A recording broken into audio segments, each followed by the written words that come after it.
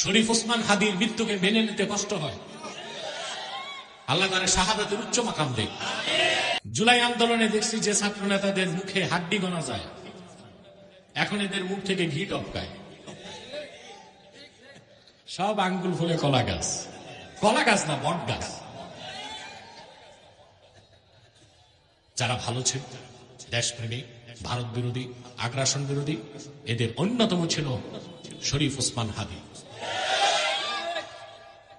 ইসলামের পক্ষে কথা বলত, প্র্যাকটিসিং মুসলিম ছিল, ৫ ওয়াক্ত নামাজ পড়ত, মাদ্রাসায় আলেম পর্যন্ত পড়াশোনা করে ভার্সিটিতে ঢুকছে।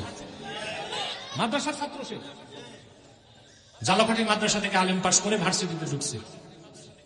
হাফেজ ছিল, দাড়ি রাখছে, নামাজ পড়ত, দুর্নীতির বিরুদ্ধে সে লড়াই করত, আর ভারতীয় আধিপত্যবাদের বিরুদ্ধে লড়াই করত। আজ তাকে জীবন দিতে হল। কেন?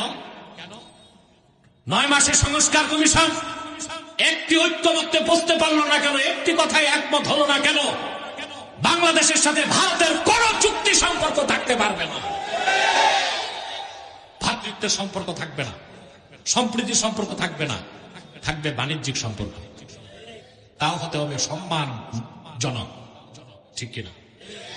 ও দাদাগিরি করবে আর আমরা মেনে নিব, এত সস্তা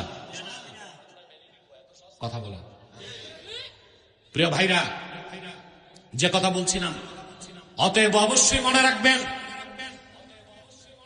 যে কথা বলছিলাম, সংবিধানকে বৈধ করুন। সংবিধানের শুরুতে লেখা হোক বাংলাদেশ সংবিধানের মূল উৎসবে কোরআন ও সুন্নাহ, তাহলে আপনারা শিরকের মতো গুনাহ থেকে বেঁচে যাবে। কথা বুঝতেছেন? এটা আসল সংস্কার। এটা কি?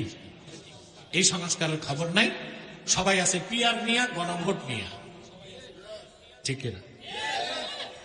আমার পিআরের বক্তব্যটা শুনছিলেন? কথা বলেন। আরে মিয়া, বাংলাদেশে রাজনীতি করে এমন কেউ নাই যে আমার পিআরের ব্যাখ্যা নাই। বক্তারা খেপছিল না? কথা বলেন। এখন সব দল পিআর মানছে কিনা আমারটা? কথা বলেন।